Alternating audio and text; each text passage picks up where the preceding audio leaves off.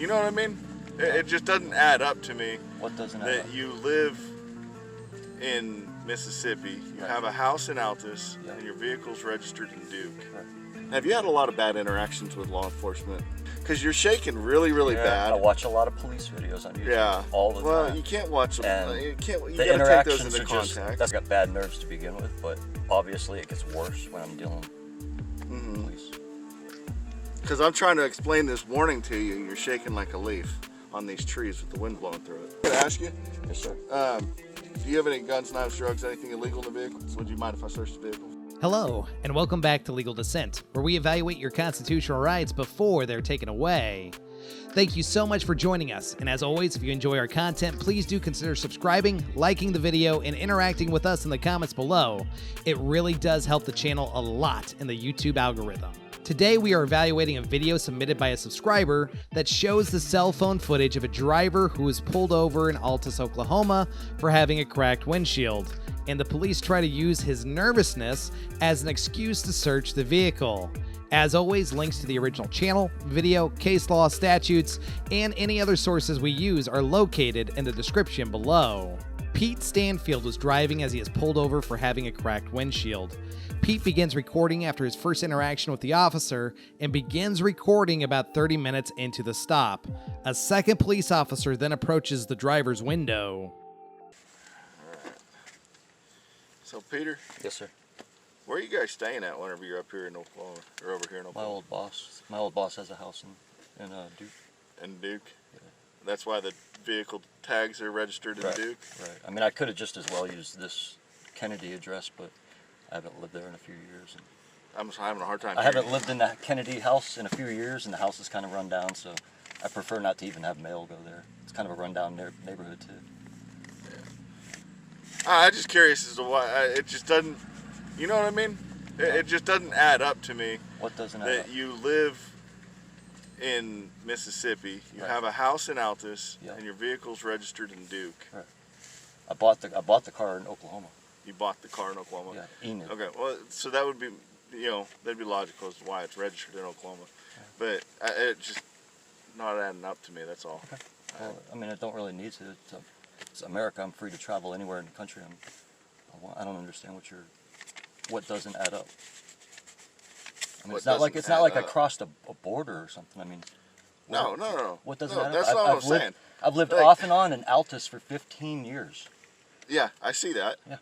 Okay. Whenever I pulled your name up, I could obviously see where you've been in Altus throughout.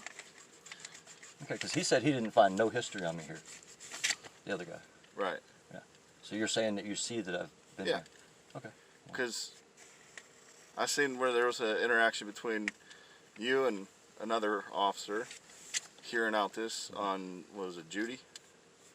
Oklahoma State Code Section 47-12-404 mandates that drivers operate with vehicles that do not have cracks, breaks, or other damage that obstructs the sight of a driver, and defines what is acceptable and what is not. The officer does have a legal reason to stop this driver and to issue a warning or a citation to get his windshield fixed. The officer also has a legal reason to collect his identification and other information typically gathered in a traffic stop. The officer is legally allowed to ask any kind of question he would like to the driver. That does not mean that the driver has to answer.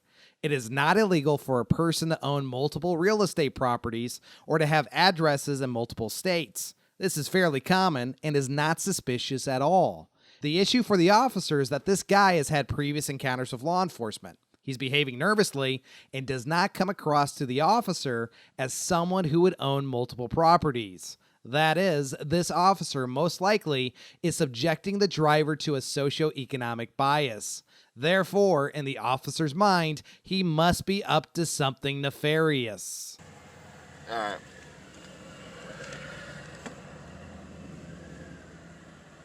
So, Peter, this here is a warning for the cracked windshield, okay? Yep. And this is just so I could show my boss why I talked to you, okay? The reason why I pulled you over. Have you had a lot of bad interactions with law enforcement in your lifetime? Not bad. Maybe in my youth. But in your youth? Yeah, but I'm 43. Okay. Because you're shaking really, really bad. I watch a lot of police videos on YouTube all the time. Well, you can't watch them. And you got to take those into context. That's why I'm recording. I understand why you're recording. But, and I know that you're recording, okay? But you're shaking so bad. This is uncanny. Okay. Why are you shaking so bad? The 10th Circuit Court of Appeals, which Oklahoma is in, held in United States versus Wood that it is certainly not uncommon for most citizens, whether innocent or guilty, to exhibit signs of nervousness when confronted by a law enforcement officer. Further, they have repeatedly held that nervousness is of limited significance in determining reasonable suspicion, and that the government's repetitive reliance on nervousness as a basis for reasonable suspicion must be treated with caution.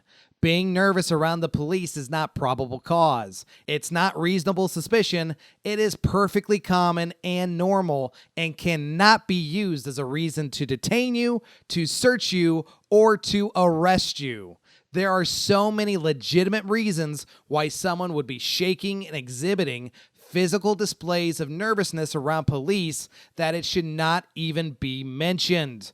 The only officers who focus on the appearance of nervousness are officers who either do not know the law or do not care about what the law actually says.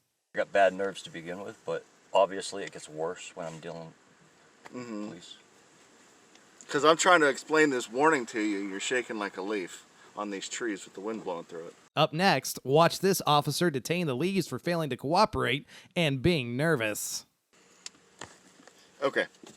So this here, that's your name, correct? Yes, sir. All right. This here's a warning for the cracked windshield, okay? In the state of Oklahoma, if the crack's in the windshield inside the wiper zone, or it goes more than 6 inches across the windshield, it's a safety hazard and the windshield needs replaced, okay?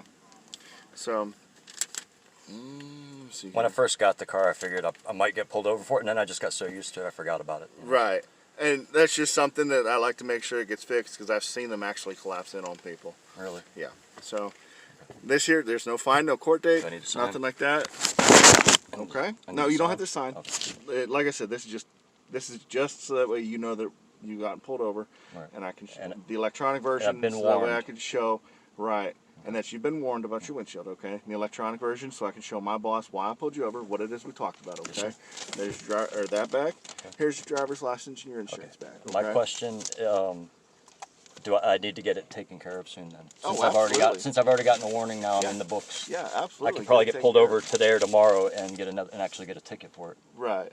Yeah, somebody else might see you, pull you over, and give you a ticket, or they might give you a fix-it ticket or something like that. Or show them that I just got this and I'm going to get it done. You know. Sure, okay. Absolutely. So, I'm going to ask you. Yes, sir. Do you have any guns, knives, drugs, anything illegal in the vehicle? Nothing illegal, absolutely not. Nothing? Absolutely not. Okay. Would you mind if I took a look inside the vehicle? I mean, you could see from out there what you can see in here. Would you mind if I searched the vehicle from bumper to bumper and everything inside? I mind. Okay. Because I see how they do in the videos. They tear the car apart. You stand there for a half hour. No. I'm not dealing with that. I don't tear nothing apart. Okay. I really don't. Well, I'm not doing anything illegal. I don't have anything illegal. I know for a fact I don't have anything to worry about. Okay. But however, I'm not going to sit here for 20, 30 minutes waiting while you tear up my car. That's not all I was just simply asking for about 5-10 minutes of your time. Yep. No, sir. So, all right. Say what? No, sir. All right. You have a good day. You have a good day, too. Officer Friendly is never your friend. He does not want to do you a solid by searching your car and asking for 5 to 10 minutes of your time to gently rummage through your property.